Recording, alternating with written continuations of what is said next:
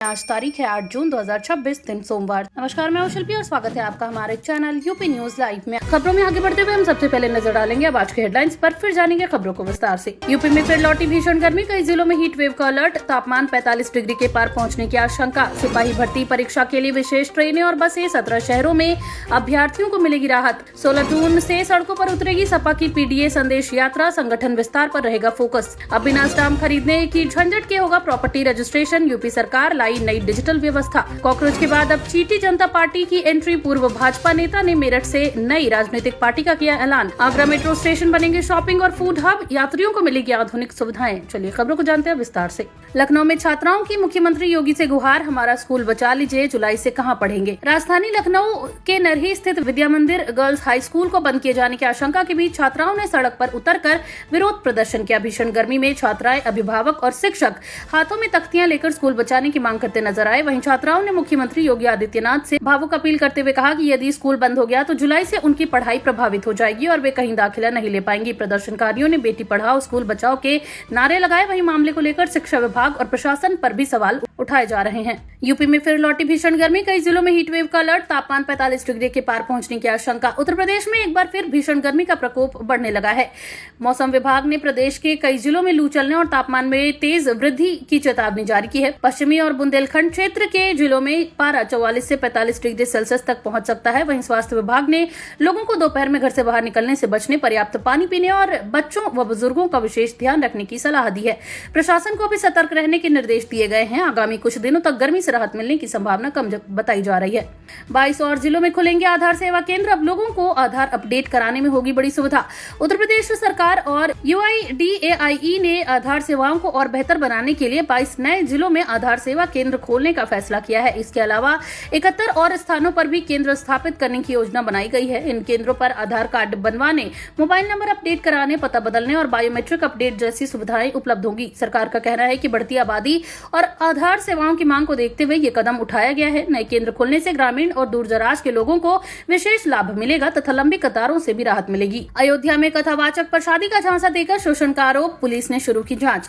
अयोध्या में एक धार्मिक कथावाचक पर महिला ने गंभीर आरोप लगाए हैं। पीड़िता का कहना है कि कथावाचक ने शादी का वादा कर उनके साथ लंबे समय तक संबंध बनाया और बाद में मुकर गया। महिला की शिकायत के आधार पर पुलिस ने मामला दर्ज कर जांच शुरू कर दी है। अब वहीं आरोप है कि कथावाचक ने धार्मिक पहचान और सामाजिक प्रभाव का इस्तेमाल कर महिला का विश्वास जीता था। मामला सामने आने के बाद क्षेत्र में चर्चा तेज हो गई है। पुलिस अधिकारियों का कहना है कि सभी पहलुओं की जांच की जा रही है और पर्याप्त साक्ष्य मिलने पर आगे की कानूनी कार्रवाई की जाएगी। रेलवे की बड़ी उपलब्धि, अब अपनी जरूरत की 35% बिजली सौर ऊर्जा से बना रहा रेलवे। उत्तर प्रदेश समेत देश भर में रेलवे हरित ऊर्जा को बढ़ावा देने की दिशा में तेजी से काम कर रहा है। रेलवे अधिकारियों के अनुसार अब कुल बिजली खपत का लगभग 35% हिस्सा सौर ऊर्जा से पूरा किया जा रहा है। विभिन्न रेलवे स्टेशनों, कार्यालयों और खाली भूमि पर सोलर प्लांट लगाए गए हैं। इससे बिजली खर्च में कमी आने के साथ साथ पर्यावरण संरक्षण को भी बढ़ावा मिला है। हालांकि अलग अलग विभागों के आंकड़ों में कुछ अंतर देखने को मिला है, लेकिन रेलवे का दावा है कि भविष्य में सौर ऊर्जा की हिस्सेदारी और भी बढ़ाई जाएगी। इससे कार्बन उत्सर्जन कम करने में भी मदद मिलेगी।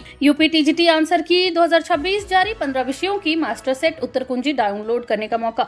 उत्तर प्रदेश माध्यमिक शिक्षा सेवा चयन बोर्ड ने TGT भर्ती परीक्षा 2026 की उत्तर कुंजी जारी कर दी है। अभ्यर्थी सभी 15 विषयों की मास्टर सेट आंसर की आधिकारिक वेबसाइट से डाउनलोड कर सकते हैं। उत्तर कुंजी जारी होने के बाद उम्मीदवार अपने संभावित अंकों का आकलन कर सकेंगे। यदि किसी प्रश्न या उत्तर पर आपत्ति है तो निर्धारित समय सीमा के भीतर ऑनलाइन आपत्ति दर्ज कराई जा सकती है। बोर्ड द्वारा प्राप्त आपत्तियों की समीक्षा के बाद अंतिम उत्तर कुंजी जारी होगी।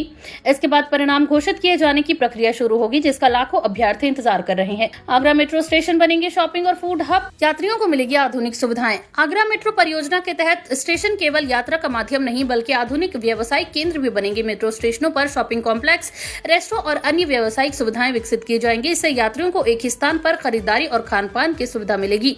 अधिकारियों के अनुसार इससे अतिरिक्त राजस्व भी प्राप्त होगा और स्थानीय व्यापार को बढ़ावा मिलेगा। आगरा आने वाले पर्यटकों को भी इसका लाभ मिलेगा। वहीं मेट्रो प्रशासन का लक्ष्य स्टेशनों को आधुनिक और बहुउद्देशीय बनाना है ताकि लोगों का यात्रा अनुभव और भी बेहतर हो सके। 16 जून से सड़कों पर उतरेगी सपा की पीडीए संदेश यात्रा, संगठन विस्तार पर रहेगा फोकस।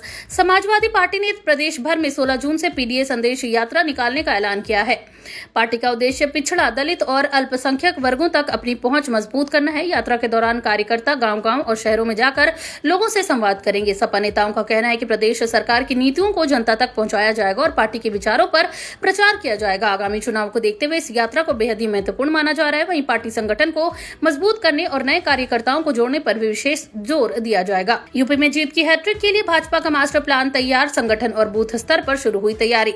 भारतीय जनता पार्टी ने उत्तर प्रदेश में लगातार तीसरी बड़ी चुनावी जीत हासिल करने के लिए व्यापक रणनीति तैयार की है। पार्टी संगठन को बूथ स्तर तक मजबूत करने, नए मतदाताओं को जोड़ने और सरकारी योजनाओं का लाभ जनता तक पहुंचाने पर जोर दे रही है।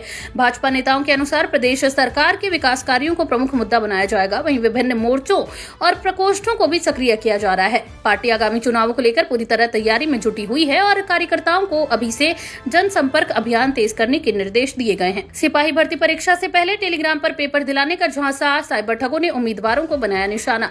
उत्तर प्रदेश पुलिस सिपाही भर्ती परीक्षा से पहले टेलीग्राम पर सक्रिय साइबर ठगों ने अभ्यर्थियों को निशाना बनाना शुरू कर दिया है। ठग परीक्षा का प्रश्न पत्र उपलब्ध कराने और चयन की गारंटी देने के नाम पर हजारों रुपए मांग रहे हैं। पुलिस और भर्ती बोर्ड ने अभ्यर्थियों को सतर्क रहने की सलाह दी है। वहीं अधिकारियों ने स्पष्ट किया है कि परीक्षा पूरी तरह पारदर्शी और सुरक्षित तरीके से आयोजित होगी। किसी भी संदिग्ध लिंक, मैसेज या टेलीग्राम चैनल से दूर रहने की अपील की गई है। साइबर सेल ऐसे गिरोहों की पहचान कर कार्रवाई में जुटी हुई है। चीटी जनता पार्टी की एंट्री, पूर्व भाजपा नेता ने मेरठ से नई राजनीतिक पार्टी का किया ऐलान। मेरठ में पूर्व भाजपा नेता अनूप राघव ने नई राजनीतिक पार्टी चीटी जनता पार्टी के गठन की घोषणा की है। उन्होंने दावा किया कि उनकी पार्टी आम लोगों की आवाज बनेगी और जमीनी मुद्दों को प्रमुखता से उठाएगी।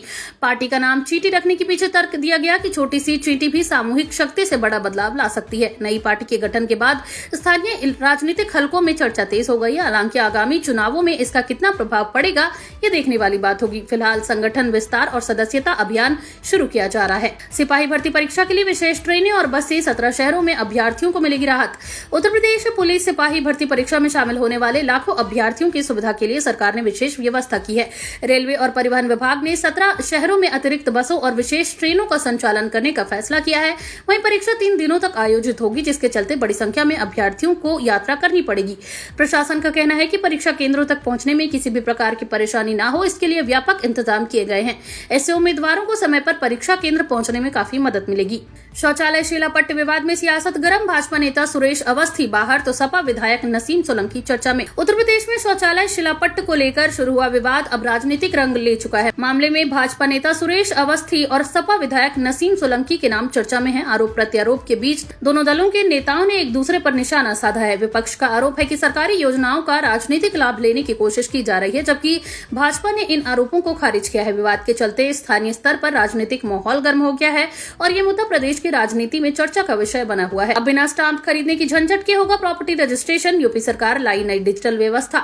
उत्तर प्रदेश सरकार ने संपत्ति पंजीकरण प्रक्रिया को आसान बनाने के लिए नई डिजिटल व्यवस्था लागू की है। अब लोगों को स्टाम्प खरीदने के लिए अलग से दौड़ भाग नहीं करनी पड़ेगी। नई प्रणाली के तहत शुल्क और स्टाम्प शुल्क ऑनलाइन प्रक्रिया के माध्यम से ही जमा किया जा सकेगा।